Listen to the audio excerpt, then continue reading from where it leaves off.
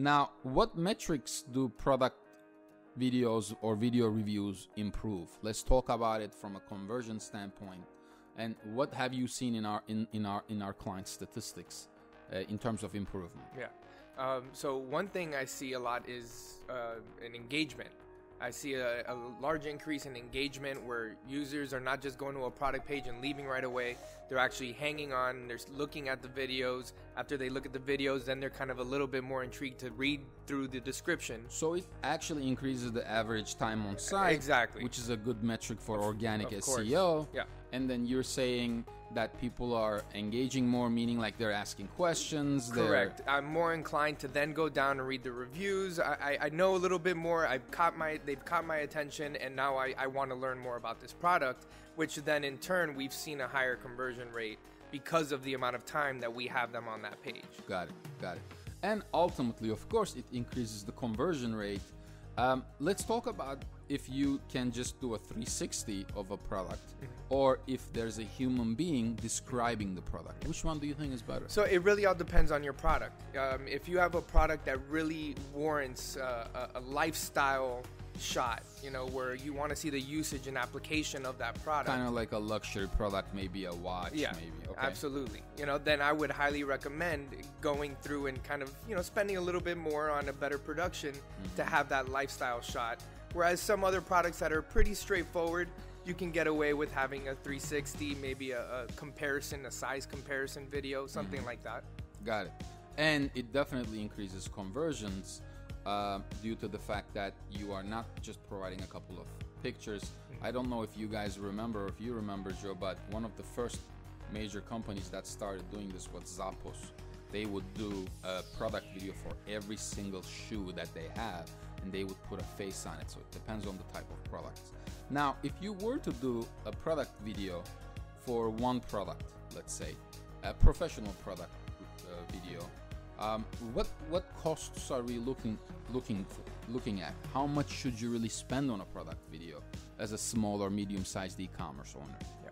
All right. So if you're looking for something that's at good quality, you're not going to be paying anything less than around $3,000.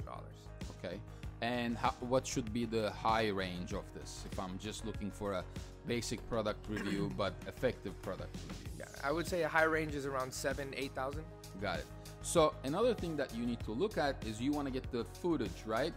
And when you get the footage, you can create different versions of that. You can create 60-second Instagram or Facebook videos that you can try to get conversions on, or you can create different versions of the same video, same product video, to basically leverage paid ads on Facebook. We see a lot of conversions on Facebook. We see good conversions on Facebook, especially for attractive e-commerce products. What I mean by that, if there's a social element to your e-commerce product, if you're selling luxury watches, if you're selling a lifestyle brand, you'll definitely get those types of conversions. Let's talk about businesses who work on lead generation.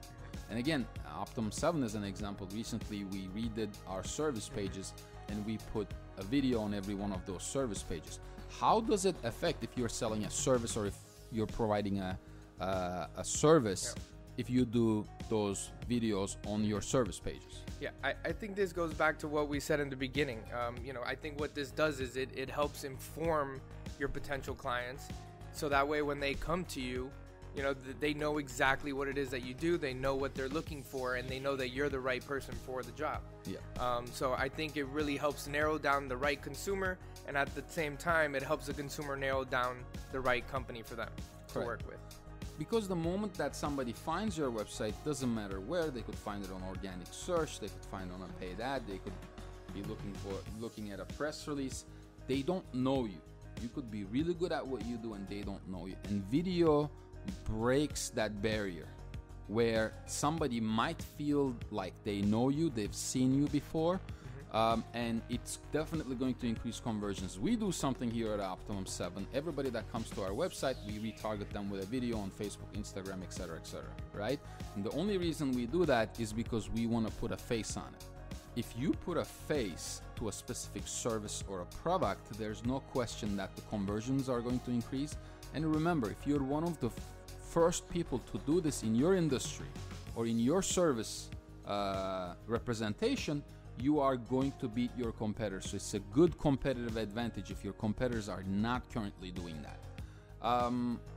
And it's going to, again, increase conversions. The moment that we changed this on Optimum 7, we started getting more conversions, we started getting more leads. But again, it depends on how much value you provide in that video as well. Don't just do a generic video. Actually talk about your expertise and your services in detail, but not and again, keep it short. Don't make it a 5-minute video. You want to really communicate as effectively as possible.